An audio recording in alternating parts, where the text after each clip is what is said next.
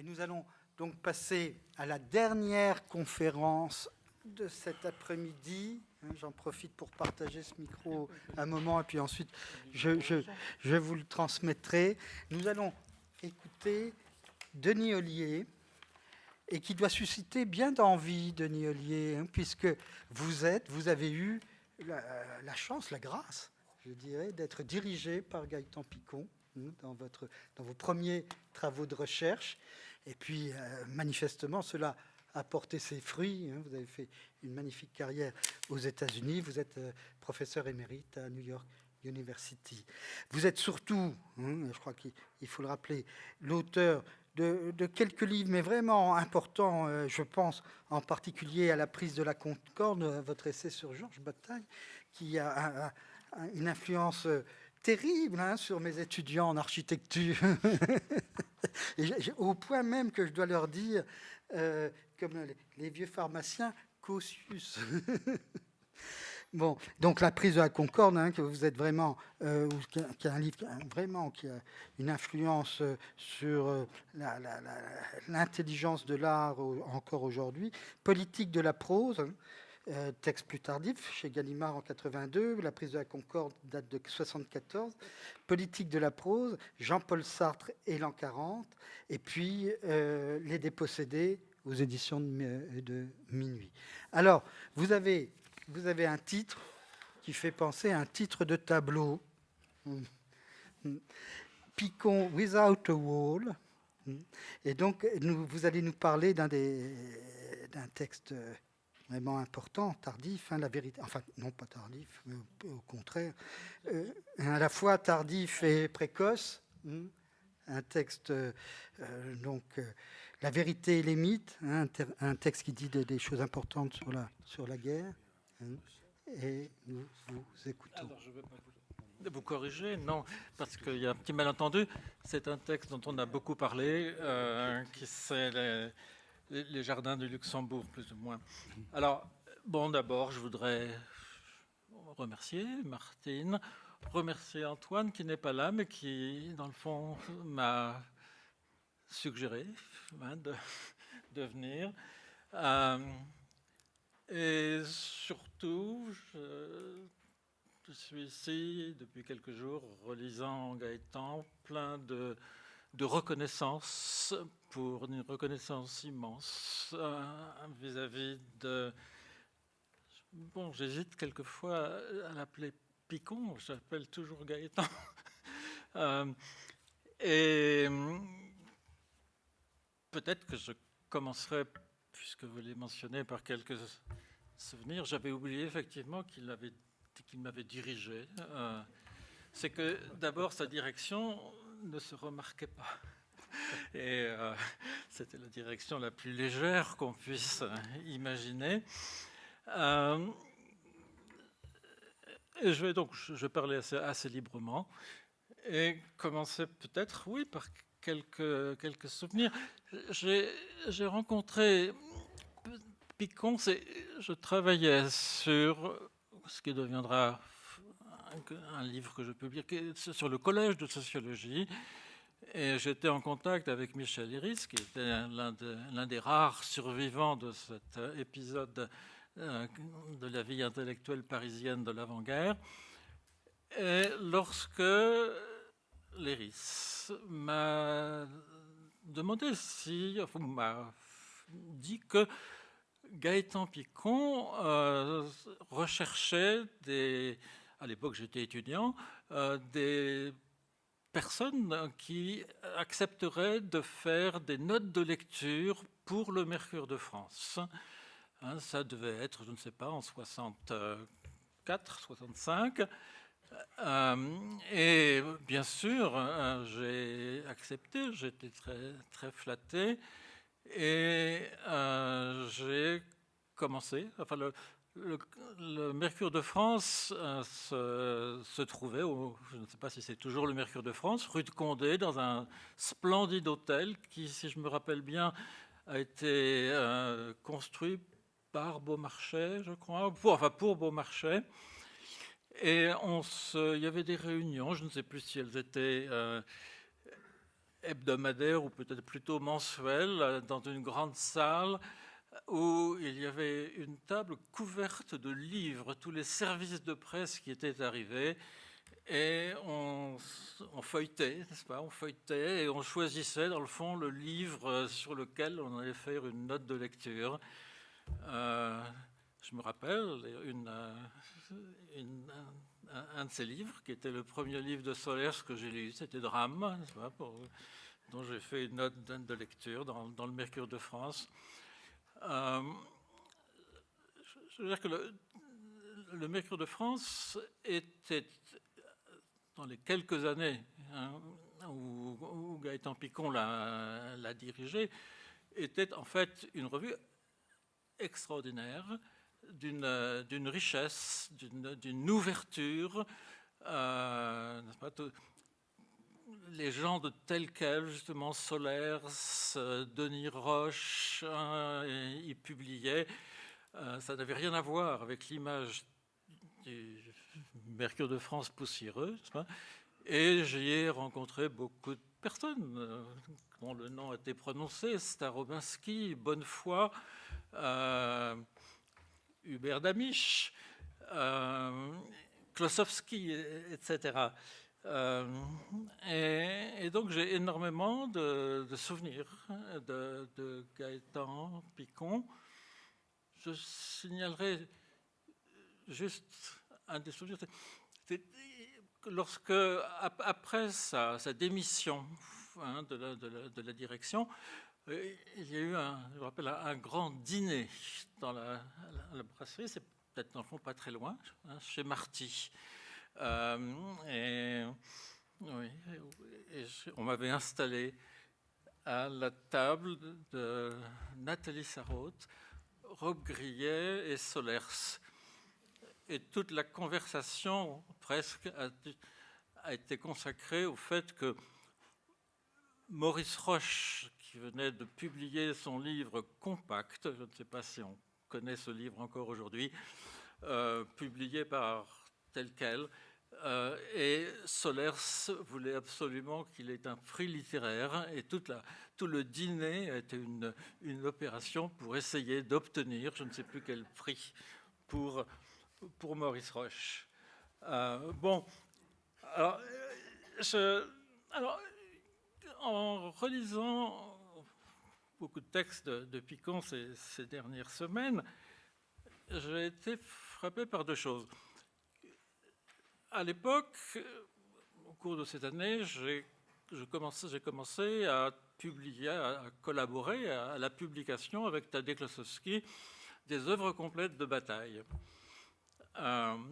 Et plusieurs fois, en lisant des textes de Picon, Picon répète again and again, comme on dit. Il y a deux auteurs que je ne supporte pas, c'est Bataille et Artaud.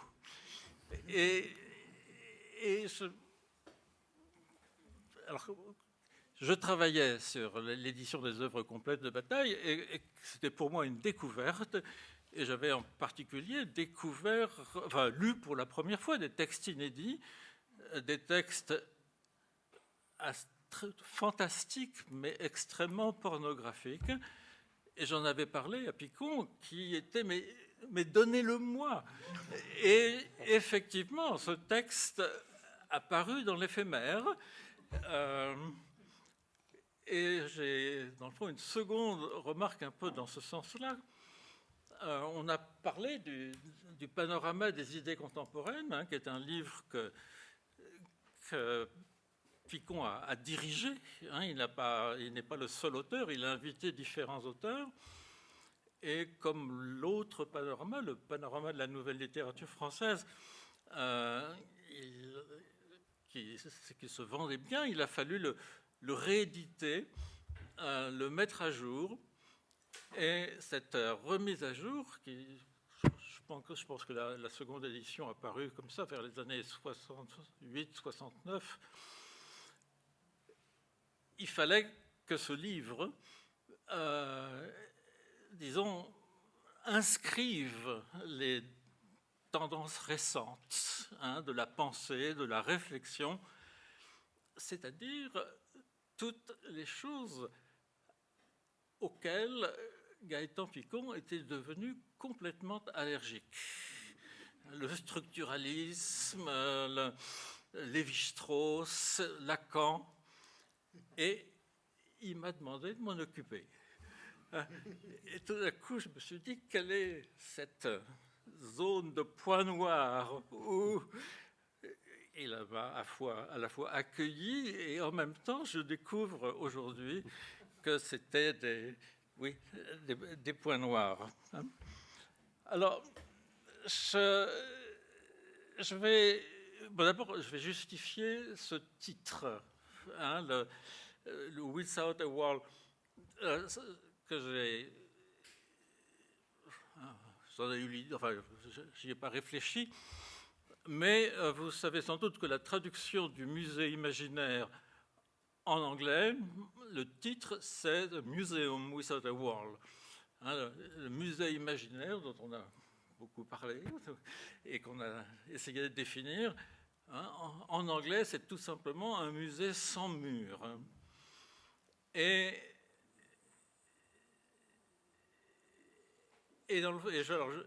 je vais citer quelques textes de Picon où précisément la question du rapport entre le musée et le mur, entre l'œuvre picturale et le mur, est très riche, très importante et même peut-être essentielle.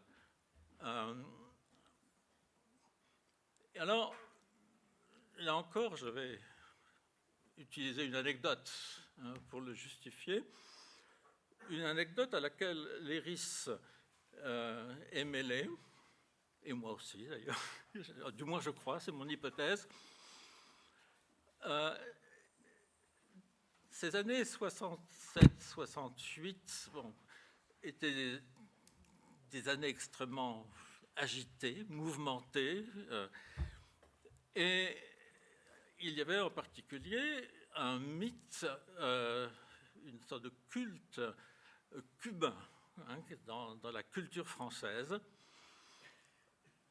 Au cours de l'été 67, le Salon de mai a eu une seconde édition. Il se passe en mai à Paris et en juillet, il a été invité à la Havane. Et dans la cohorte de cet événement, il y a eu énormément de Français, intellectuels français qui sont venus, et en particulier Léris, très enthousiaste, emporté par le lyrisme castriste, a accepté, à l'invitation du ministre de la Culture cubain, qui s'appelait Carlos Franqui, d'organiser un congrès mondial des intellectuels pour la culture contre l'impérialisme. Et Léris a été chargé, avec quelques autres, de recruter des Français qui participeraient, de construire la délégation française qui irait à ce colloque. Et je saute, parce que j'entre dans les hypothèses. Je suis allé à ce colloque, j'ai été invité à ce colloque, mais j'ai reçu l'invitation de l'ambassade de Cuba à peine une semaine avant le départ. Et donc, en relisant Les Jardins du Luxembourg, je me suis... qui est un texte dont on a beaucoup parlé.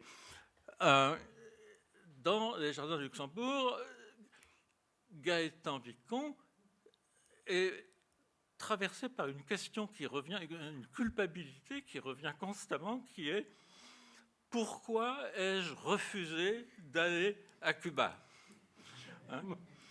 Donc ma logique, c'est que Léris a essayé d'inviter Picon, n'est-ce pas? Picon a dû hésiter longtemps, et puis au dernier moment, il a dit non, et Léris m'a utilisé pour remplacer Picon. Il y avait une place vide. Alors, quel est le rapport avec le mur? C'est que le grand événement du Salon de mai à Vannes, donc pendant l'été 67, ça a été une nuit au cours de laquelle, disons, une immense toile a été installée en plein air dans la Havane, sur laquelle une sorte de spirale avait été inscrite, dessinée. Et chaque participant à cet événement, n'est-ce pas, avait une case sur laquelle il y avait beaucoup de peintres, il y avait des artistes, Léris a écrit un mot, et il y a... je crois que le titre qu'on lui donne généralement, c'est Cuba Collectiva. Disons, cette image a été utilisée comme un sigle de l'ouverture culturelle du régime castriste. Et la seule allusion que j'ai trouvée chez Picon à ça, c'est dans Admirable tremblement du temps, à la fin, je ne sais pas si je vais retrouver la citation, ce que je regardais, c'est un peu... Mais dans tous les cas, Picon mentionne... Alors, dans quel contexte? Je reviens à la manière, au désenchantement de Picon à l'égard du structuralisme, de tous la mode structuralisme, l'idéologie structuraliste. Et d'abord, il y a un mot que je voudrais utiliser, qui a circulé, c'est le mot personnel. Picon désirait avoir une écriture personnelle. Il a mis longtemps, n'est-ce pas, avant d'écrire des textes personnels. Le mot personnel est un mot qui revient constamment.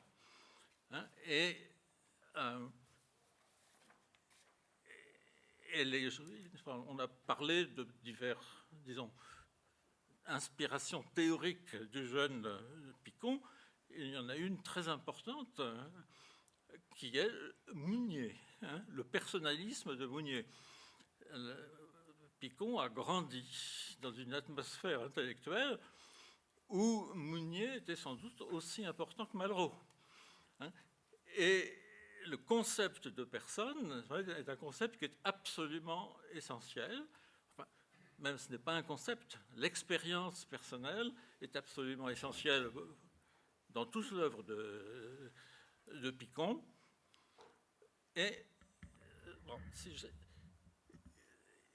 si Picon a réagi négativement au thème et au modèle du structuralisme, c'est que, alors, je remets ça peut-être à 2 points.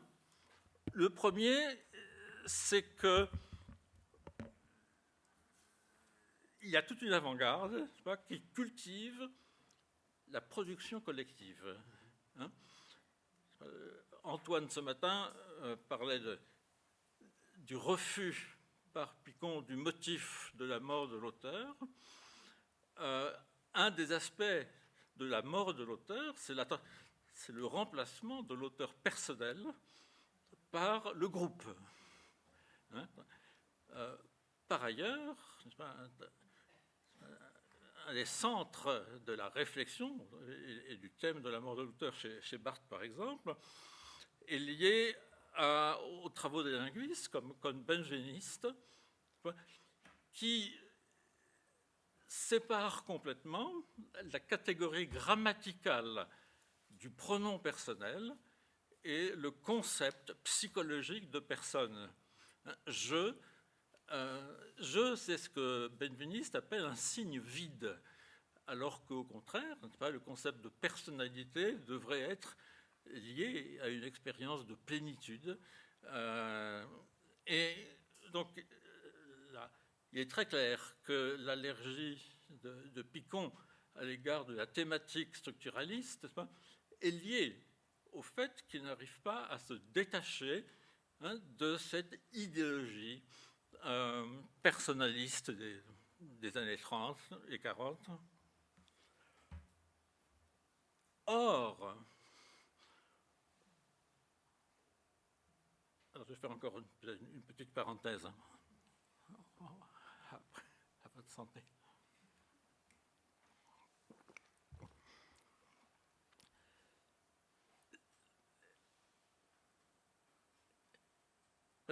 Les livres de Picon,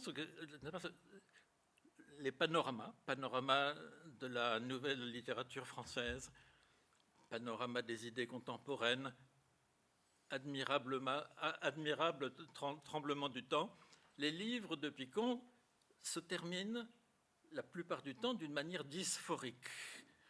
Là, je pense ici dysphorique parce que le temps passe. La première édition du panorama de la nouvelle littérature se termine d'une manière triomphale, optimiste, mais la seconde, qui doit justement prendre en compte tel quel est le structuralisme, c'est un chapitre sombre, c'est un chapitre d'une personne qui est angoissée, on pourrait dire qui est dépersonnalisée. Il y a une crise de dépersonnalisation. Et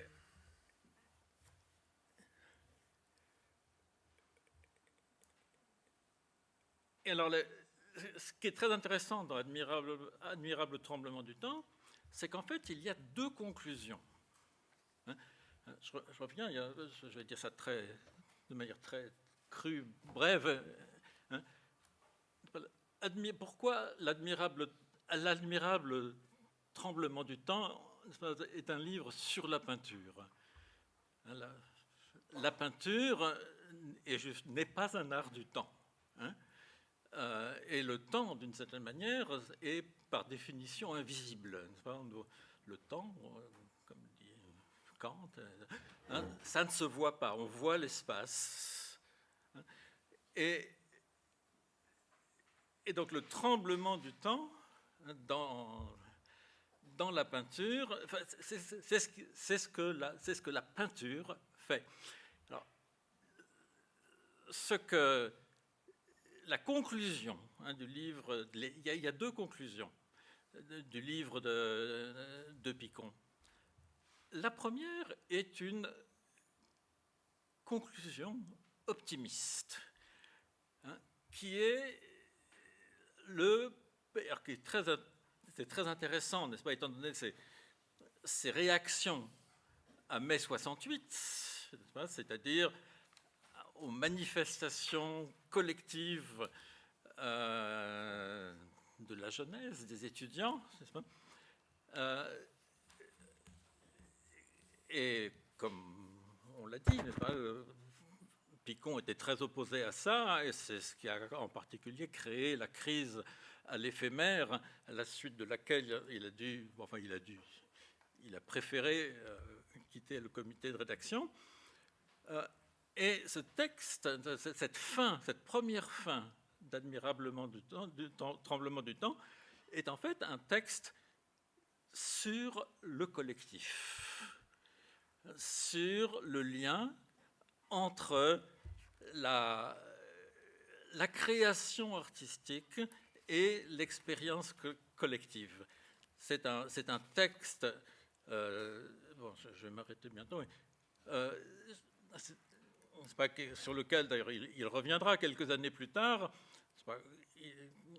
Gaëtan Picon enseignait à l'école des hautes études, et en 69-70, le cours qu'il a fait, c'était un cours basé sur Michelet et sur un livre que Michelet avait publié, qui est le texte d'un cours que Michelet avait donné au Collège de France en 1848, c'est-à-dire au moment de la Révolution.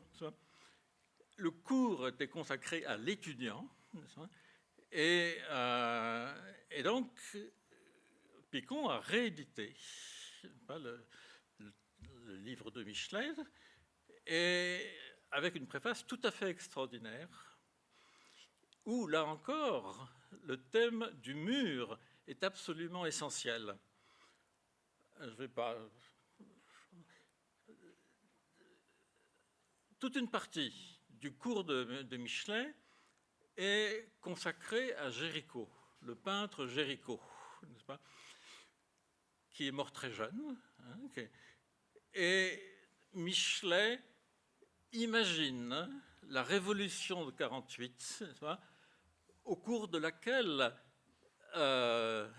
Géricault aurait couvert les murs de Paris de peinture, en particulier, n'est-ce pas, le radeau de la Méduse, n'est-ce pas, l'effondrement de la monarchie de Juillet, n'est-ce pas, aurait été partout sur les murs. Et il y a, on oublie souvent, et dans ce qu'on a dit aujourd'hui, n'est-ce pas, j'ai pas entendu, il y a cet aspect chez Picon qui n'est pas simplement le désenchantement. Il y a un rêve d'unanimisme et de participation collective liée, qui associe le politique et le social, le politique et l'artistique. Mais il y a une seconde conclusion, dans admirable tremblement du temps, et on en parlait tout à l'heure, n'est-ce pas, qui est justement une peinture qui ne tremble plus. Et ici, n'est-ce pas, ce n'est plus la version positive de la mort de l'auteur, c'est-à-dire la personnalité collective, s'exprimant dans les fresques murales, mais c'est justement la peinture de Vasarely. C'est une peinture vide, une peinture schizophrénique, une peinture complètement dépersonnalisée. Bon, écoutez, alors, je me réjouis, oui. Merci. Je vous en prie. Merci.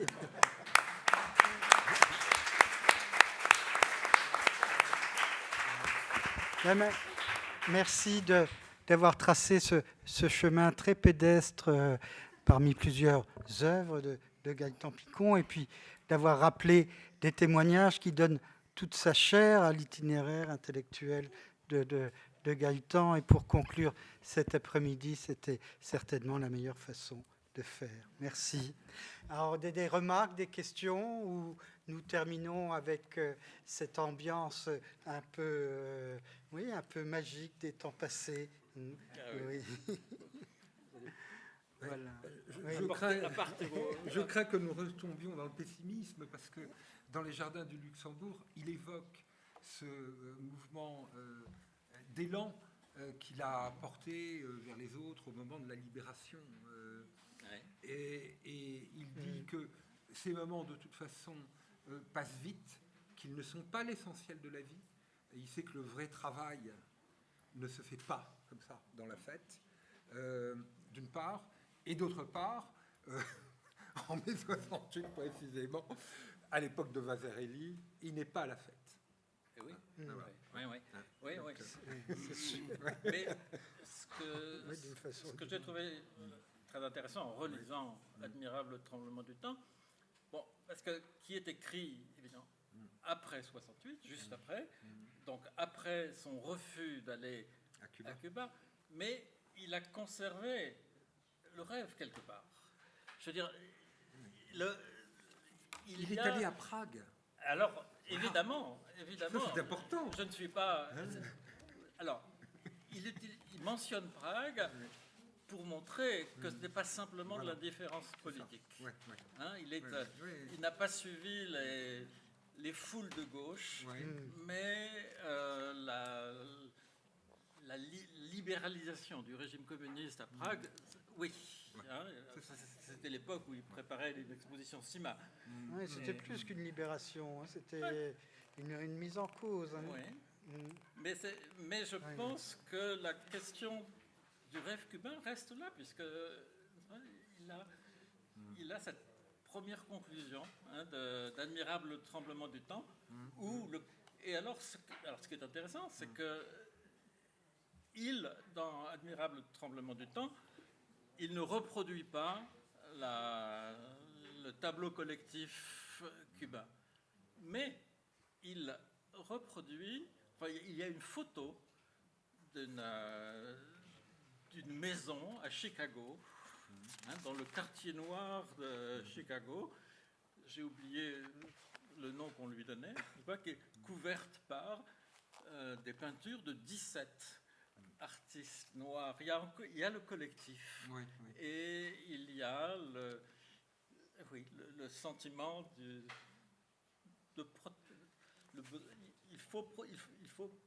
il y a une sorte d'utopie qui est toujours là.